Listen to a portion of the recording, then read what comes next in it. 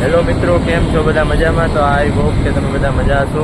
તો નવો વ્લોગ ચાલુ કરીએ છીએ આપણે, અને અમે જઈએ છીએ ભુજ. તો હેલો મિત્રો, હવે અમે પહોંચી ગયા છીએ પ્રાગ મહેલ, જેને કહેવાય છે ભુજમાં. તો આનો લુક જોવો તમે. જો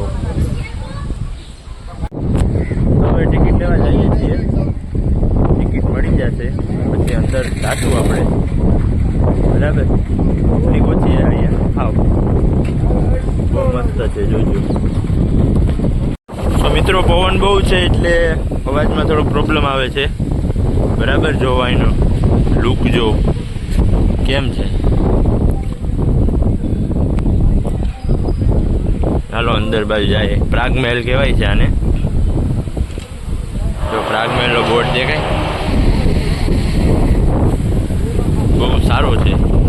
અહીંથી ગેટ છે એનો.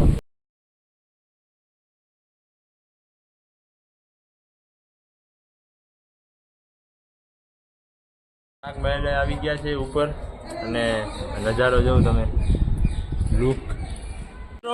કપડા પહેરી લીધા છે આપણે કચ્છના. તો આપણે આપણું પ્રી વેડિંગ તો ના કહેવાય, હજી તો આપણે કંઈ ભર્યું નથી, એટલે ફોટોશૂટ કરશું અને આ વ્લોગમાં તમને બતાવું. હેલો, હવે આવ્યા છીએ અમે રાવલખા છત્રી કંઈક એને કહેવાય છે. જો એ જે ભુજમાં રાજાની રાણી હતી, અને એવા 15 રાણીઓનો એક મહેલ છે, આ બ્લોગ ઉદ્યાન છે. આ બ્લોગ બહુ સારો થઈ ગયો છે. જો કેમ છે, લોકેશન સારું આવે, લોકેશન બહુ સારું છે. જો કેમ છે.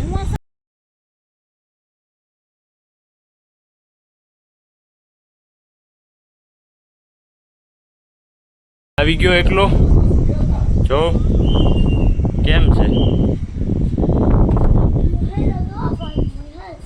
જો કેમ છે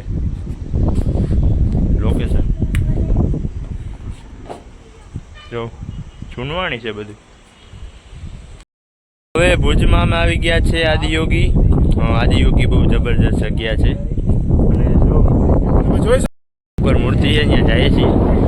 મૂર્તિ સરસ છે.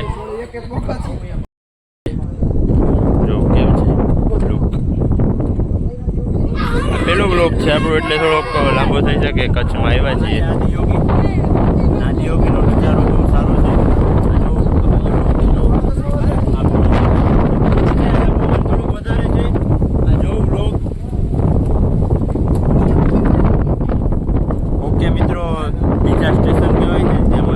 સ્વામિનારાયણ મંદિર છે ભુજમાં. જો બહુ સારું છે લુક. જો સ્વામિનારાયણ મંદિર ભુજમાં. આ એક એવું છે કે જે બહુ ખૂબસૂરત કહેવાય તો એ છે સ્વામિનારાયણ મંદિર.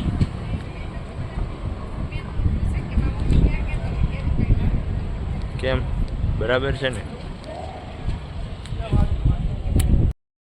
તો આઈ હોપ કે તમને આ વિડીયો ગમ્યો હશે. વિડીયો ગમ્યો હોય તો લાઈક કરજો, શેર કરજો, સબસ્ક્રાઈબ કરવાનું ના ભૂલતા. તો ચાલો મળીએ બીજા વિડીયોમાં. બાય.